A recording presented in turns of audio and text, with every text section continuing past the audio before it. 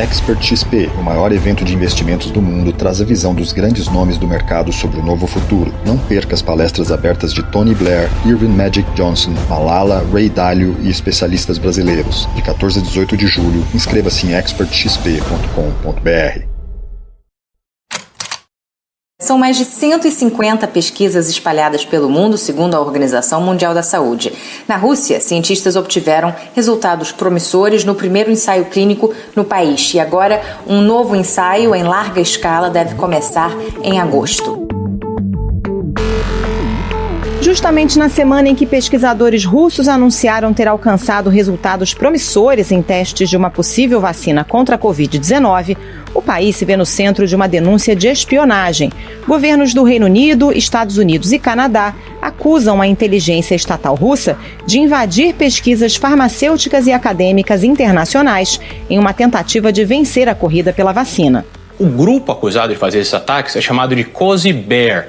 É um grupo que é ligado às agências de inteligência russa e que já foi acusado, é o principal suspeito, do ataque aos computadores do Partido Democrata, isso lá na eleição americana presidencial de 2016.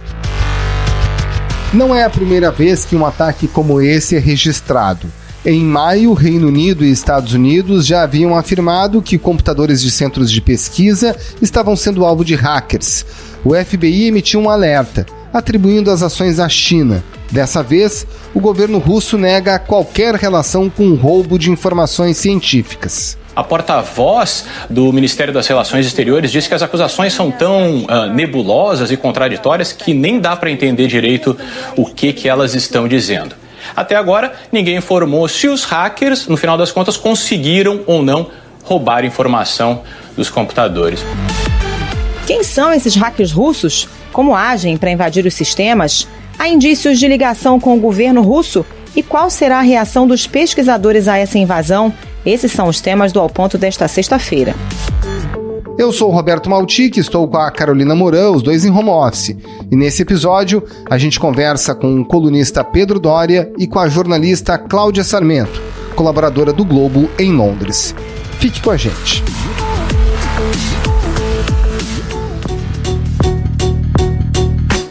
Pedro Doria, 3 nações desenvolvidas, ricas, Estados Unidos, Reino Unido e também o Canadá, afirmaram que a Rússia está por trás de ataques de hackers aos centros de pesquisa que desenvolvem a tão esperada vacina contra a Covid-19. Os ataques são atribuídos a esse grupo, que tem esse código nome APT-29. Por que essa certeza é relacionada à Rússia quando envolve um ataque desse grupo? O que é esse APT? Esse APT quer dizer, é a sigla em inglês para Advanced Persistent Threat, ou seja, uma ameaça que é avançada e persistente. As empresas de segurança de sistemas que acompanham a movimentação desses hackers pelo mundo vão percebendo a ação de grupos específicos e vão dando para cada um código, tá? Tem o APT-01, o APT-02, o APT-03. O 29º grupo hacker avançado que foi identificado é o Cozy Bear, é esse grupo. Como é que eles são reconhecidos? Cada grupo hacker tem uma caixa de ferramentas. São programas que eles mesmos escrevem que ajudam na invasão dos sistemas de computador. Então, quando, por um acaso, um determinado sistema é invadido, os especialistas chegam lá e vão checar como que a invasão foi feita. A partir do uso de determinados softwares, você diz, olha, esses aqui são os programas que o APT-29 costuma utilizar em todos os ataques anteriores. A partir daí, você já consegue fazer a identificação. São esses caras. Pois então, a partir desse momento, você já sabe, pelo estilo, pelo tipo de software que usa, que grupo hacker é. Aí você faz uma série de comandos que te permite traçar qual é a rota pela internet que esse grupo usou para chegar ao sistema que ele quis invadir. O traçar dessa rota não é trivial, tá? Mas quando você consegue atribuir uma vez, 2 vezes, 3 vezes essa rota, você se vira e fala, olha, esse grupo APT-29 sempre parte desse lugar aqui no mundo. No caso do APT-29, esse lugar aqui no mundo é Moscou. E como os ataques são... Aí você tem a terceira pergunta, que é: então como é que sabe que é o governo? Porque percebe, os britânicos se viram e falam, provavelmente é o governo. Os americanos são peremptórios. É o governo russo, é o Kremlin. Por que essa afirmação? Gente, por um motivo muito simples. Um grupo hacker que está localizado em Moscou e que faz ataques tão avançados, sempre com alvos de interesse de governo, porque a marca dele é invadir o Partido Democrata, é invadir o Pentágono, agora tentar roubar os segredos a respeito de uma vacina que o mundo inteiro está querendo. Quer dizer, são sempre interesses que não parecem ser interesses, por exemplo, de fazer uma ação de estelionato. Não parecem ser... não parece ser nenhum tipo de crime difuso. Não, são coisas que parecem ter sempre o interesse de um Estado, o interesse de um governo. Então, os indícios fazem parecer que esse grupo é o APT-29 porque usa as ferramentas do APT-29, vem da Rússia porque já foi ligado à Rússia diversas vezes e faz parte do aparato de inteligência do governo russo, porque suas ações são sempre de interesse do governo russo.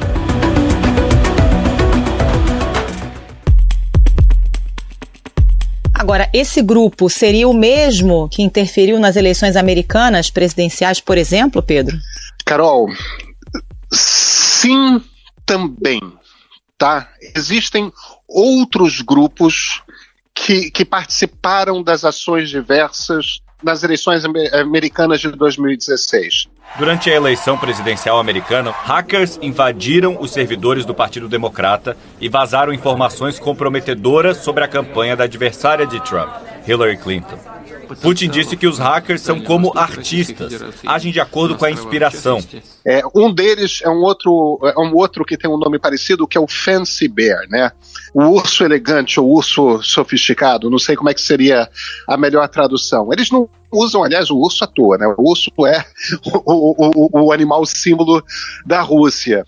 Então, o Fancy Bear e o Cozy Bear, que muitas vezes trabalham em conjunto, dessa vez, aparentemente, não estavam trabalhando em conjunto, tiveram ação durante as eleições de 2016 nos Estados Unidos, foram os grupos mais marcantes, mas também não foram os únicos. Ali, os ataques foram mais diversos, com níveis de sofisticação diferentes. Pedro, é possível perfilar esses hackers? Saber de onde é que eles vieram? Como é que eles são formados? Alguns desses grupos pertencem ao exército russo.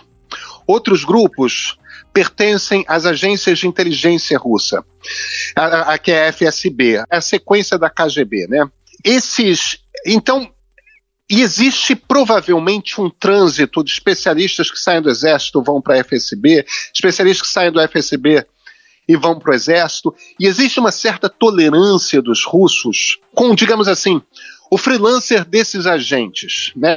Então, às vezes, existem muito ataques de estelionato, por exemplo, né? Hackers invadiram as contas de Twitter de políticos, como o ex-presidente americano Barack Obama e o vice dele e candidato à presidência este ano, Joe Biden, e também de pessoas ligadas à área de tecnologia, como os bilionários Bill Gates e Elon Musk.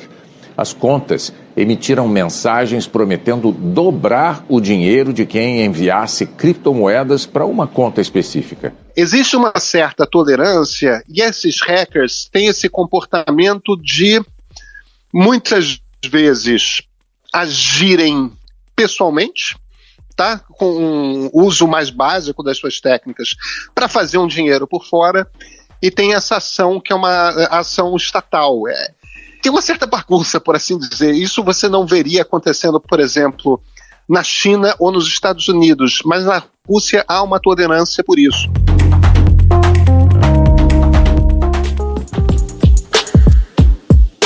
Essas técnicas que eles utilizam, a forma como eles fazem esse hacking, dá a eles, por exemplo, condições de roubar as informações para produzir uma vacina? Ou, em tese, o que eles estão pretendendo é saber como anda o progresso das pesquisas justamente para fazer parte de uma corrida, para ver quem terá a vacina primeiro? Maltic, eu acho que tem um ponto importante aqui, que é o seguinte: a gente tem que ler um pouco nas entrelinhas do que as agências de inteligência de Estados Unidos, Canadá e Reino Unido estão dizendo para a gente, né? Percebe que o que eles estão dizendo é: os russos estão tentando, esses grupos hackers estão tentando. Qual é a característica do Cozy Bear, do ATP-29? A característica dele é: ele primeiro faz aquela coisa que a gente chama na internet de phishing, né?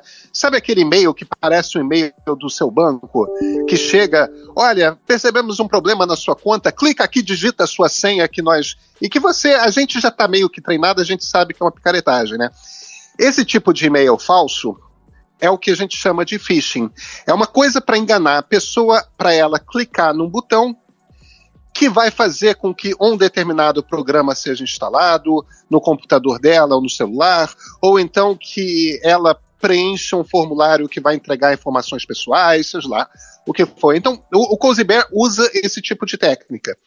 Eles mandam um arquivo, às vezes é um vídeo engraçado, às vezes é alguma coisa que dá na pessoa vontade de clicar. Então, provavelmente o que está acontecendo é o seguinte: essas agências de inteligência foram alertadas pelos laboratórios, pelas equipes de segurança cibernética dos próprios laboratórios, foram lá e perceberam que pessoas que têm acesso aos sistemas internos lá receberam arquivos maliciosos, não chegaram a clicar, ou então clicaram, mas o programa não se instalou por completo, ou o programa encontrou uma barreira de segurança que não chegou a ser transposta. Quer dizer, houve uma tentativa de ataque, mas aparentemente, pela linguagem, o que eles estão dizendo é que o ataque não se concretizou.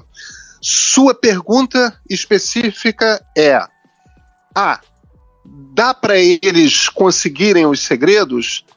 Depende essencialmente de o que esses laboratórios armazenam nos seus servidores. Esses servidores que foram atacados tem toda a informação lá de como é que são os componentes da vacina, o que é feito, tem a lista, digamos, tem a receita de bolo de como produzir essa vacina. Depende do que está lá no laboratório. Se tiver, eles conseguem, evidentemente, pegar, mas depende do nível de segurança desses sistemas e como é que está armazenada a informação. Agora, Pedro, o que a gente está assistindo, essa é mais uma denúncia, mas com pano de fundo de uma guerrilha digital, né? Porque tivemos influência nas eleições americanas. Nesse ano mesmo, os americanos já tinham acusado os chineses de tentar hackear dados sobre a vacina. O governo britânico agora acusando a Rússia de tentar interferir nas eleições parlamentares em dezembro. Então tem todo um pano de fundo aí de quase uma guerra fria de espionagem digital, né? Mas Carol, esse é o mundo no qual a gente está vivendo. Assim como os Estados Unidos também têm seus hackers. E sabe, se fossem fazer James Bond hoje em dia, e não nos anos 60, James Bond seria um hacker. Bond. James Bond. Porque é assim que funciona a espionagem hoje em dia. Lembra das denúncias do Edward Snowden a respeito de tentativa de espionagem? Tentativa não, né? É espionagem de fato feita, que tiveram acesso ao telefone celular da ex-presidente Dilma Rousseff, que baixaram dados de dentro da Petrobras a respeito do pré-sal e tudo mais. Quer dizer, espionagem hoje em dia é trabalho não para aquele agente secreto que vai nos lugares e conversa com pessoas e tem licença para matar, e muito mais um trabalho que você faz atrás de uma tela de computador. Este é o mundo. E toda essa guerra fria que começa a se montar hoje entre Estados Unidos e China é, em essência, isso, uma guerra cibernética. Não vamos esquecer do seguinte: os russos são muito bons, mas os russos são meio zoneados. Os chineses e os americanos são extremamente disciplinados. É muito mais difícil rastrear. Pedro Doria, obrigada pela participação. Até a próxima. Muito obrigado, Pedro. Um abraço e bom trabalho. Foi um prazer, gente.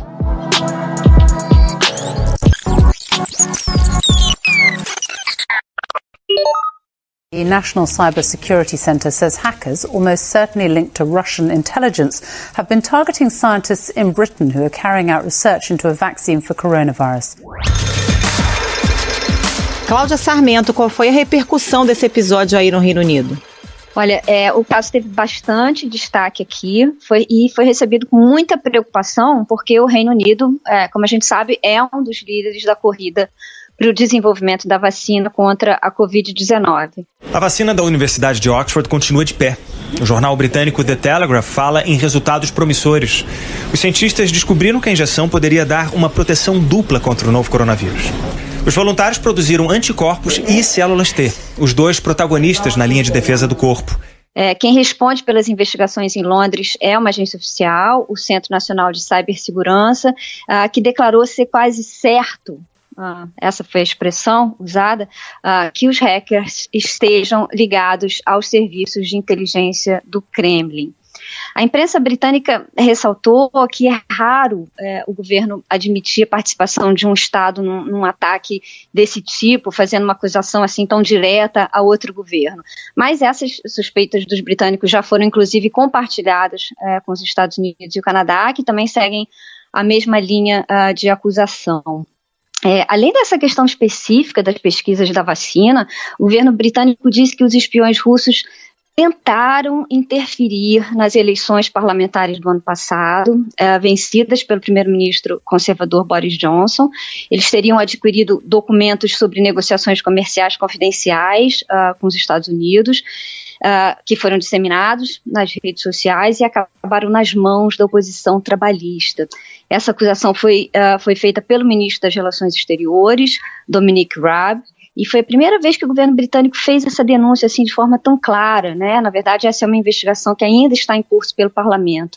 Agora, o fato dessa acusação ser feita no dia que estourou o escândalo da espionagem das vacinas mostra que o Reino Unido está realmente disposto a partir para uma briga contra a Rússia, pelo menos nessa área de cibersegurança.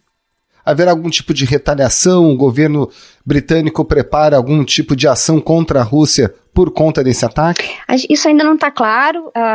O governo britânico não detalhou nenhum tipo de retaliação, disse apenas que um ataque como esse é inadmissível no momento em que o mundo todo busca uma solução para a pandemia, uma vacina. Agora, existe uma tensão crescente entre o Ocidente e Moscou, né? E a possibilidade de um país conseguir viabilizar a comercialização da vacina contra o coronavírus só agrava essa guerra de espionagem que não é nova, né? Qual foi o impacto desse ataque nas instituições? Olha, não foram divulgados detalhes sobre a extensão desses ataques dos hackers, como, por exemplo, quais foram as organizações que tiveram seus segredos roubados, e nem mesmo se o ataque foi bem sucedido, se houve roubo, né, de propriedade intelectual. Mas a agência do governo britânico assegurou que as pesquisas para o desenvolvimento da vacina contra o coronavírus não foram afetadas. Né? A fórmula criada pela Universidade de Oxford já vem sendo testada em voluntários brasileiros, né? Como todo mundo sabe, portanto os estudos estão realmente avançados. Na segunda-feira vão ser divulgados os primeiros resultados dos testes feitos com 1.000 voluntários no próprio Reino Unido. Uma das vacinas contra a Covid-19 testadas aqui no Brasil pode ter o registro liberado em junho do ano que vem. E, além disso, o Imperial College em Londres também está entre as instituições acadêmicas que vem divulgando os estudos de maior impacto sobre a pandemia e também está pesquisando a sua própria vacina. Então, definitivamente, se alguém estiver interessado em roubar esses segredos, vai mirar no Reino Unido. É possível, sim, segundo a imprensa britânica, que tanto Oxford quanto o Imperial College tenham sido alvos desse ataque, mas por enquanto eles não se pronunciaram, né? E é importante ressaltar que o governo britânico disse que essa tentativa de invasão desses sistemas, não teria o objetivo de sabotar as pesquisas, mas sim de roubar informações sobre o progresso dos testes.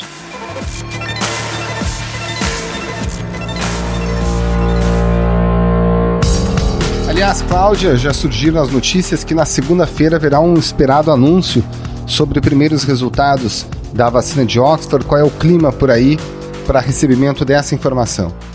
Bom, ainda não saíram os detalhes, né? Mas as informações são de que os estudos são muito promissores e de que os testes mostram que a vacina garante a imunidade das pessoas que foram testadas.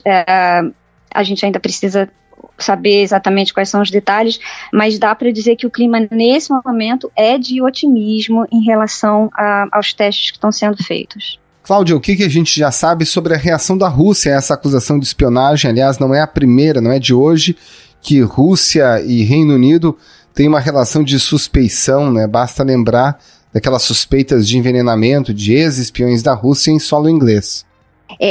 Bom, o Kremlin sempre nega, né? Negou categoricamente essas acusações em relação às vacinas, né? Na verdade, é importante para o governo russo divulgar a imagem de um país que desenvolve as suas próprias pesquisas, né?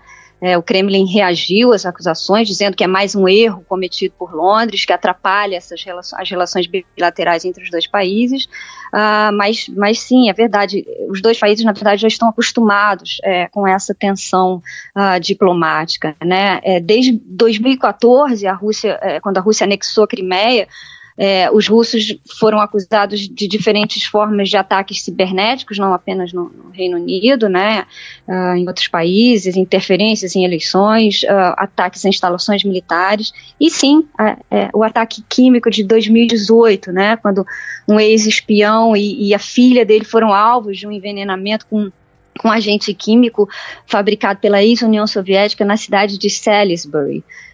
Na época, o Reino Unido acusou as autoridades russas, foi apoiado por outros países europeus que acabaram expulsando mais de 100 diplomatas russos. França, Alemanha e Estados Unidos declararam apoio ao Reino Unido e convocaram a Rússia a responder todas as questões relativas ao ataque em Salisbury. Os 4 países classificaram o envenenamento do ex-espião russo Sergei Skripal e da filha dele em solo britânico como uma clara violação da Convenção de Armas Químicas. Claro que agora é uma situação bem diferente, né? Porque é uma questão global, a vacina interessa ao mundo inteiro, mas sim, essa tensão diplomática não é nova.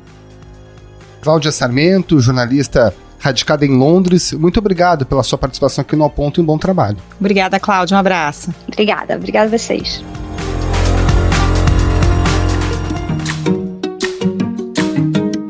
Esse foi o Ponto de hoje, o podcast diário da redação do Globo. Nessa conversa a gente conta com a participação de toda a equipe do jornal, as mesmas pessoas que levam até você informação e análise de qualidade todos os dias. Quer saber mais? Assine o Globo. Acesse assineoglobo.com.br e confira todas as notícias e reportagens especiais. Lembrando que todo o material de utilidade pública relacionado ao novo coronavírus está disponível também para quem não é assinante. A edição é do João Guilherme Lacerda. Tchau. Até mais.